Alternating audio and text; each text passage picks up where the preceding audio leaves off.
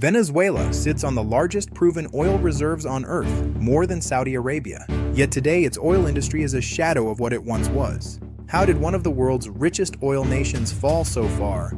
And more importantly, how much would it cost to bring it back? At its peak, Venezuela produced 3.5 million barrels of oil per day, supplying over 7% of the world's oil. But everything changed in the early 2000s. The Venezuelan government nationalized the oil industry, seizing assets from major companies like ExxonMobil and ConocoPhillips. Foreign investment dried up. Maintenance stopped. Skilled workers left the country. Add years of economic mismanagement, followed by U.S. and international sanctions, and the collapse accelerated. By last year, Venezuela was producing just 1.1 million barrels per day, barely 1% of global supply. Even if sanctions were lifted tomorrow, Venezuela's oil wouldn't simply flood back onto global markets. According to Venezuela's state oil company PDVSA, much of the oil infrastructure hasn't been upgraded in 50 years. Pipelines are corroded, refineries are outdated, storage facilities are failing. CNN estimates it would take $58 billion just to restore production to former peak levels. And that's only the infrastructure. The U.S. Energy Information Administration reports that returning production to 1990s levels alone would require tens of billions more in fresh investment.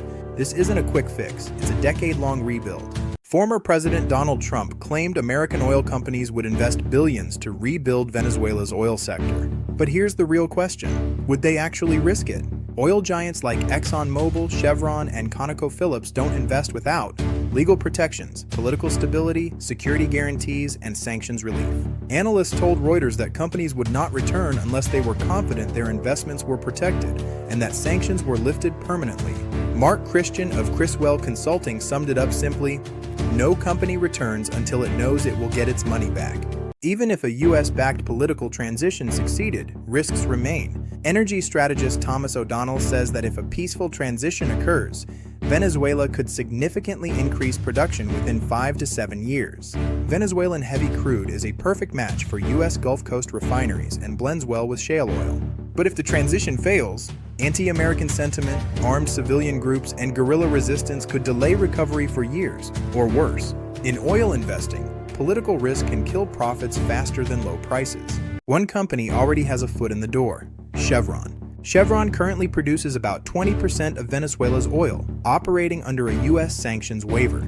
Other companies like ExxonMobil and ConocoPhillips have experience in Venezuela, but left after nationalization.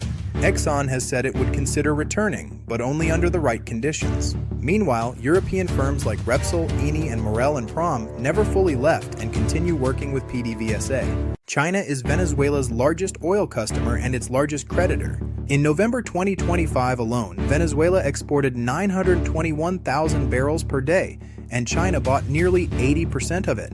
China has loaned Venezuela between $17 and $19 billion through oil-backed loans, the largest such exposure China has to any single country.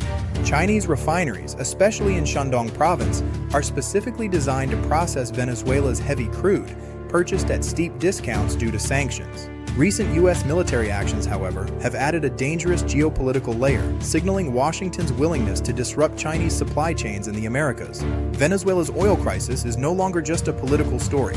It's a global energy puzzle involving massive capital investment, corporate risk calculations, U.S.-China geopolitical rivalry, and the future balance of global oil markets. If you found this breakdown useful, like the video, subscribe, and let me know in the comments. Should global oil companies return to Venezuela, or is the risk still too high?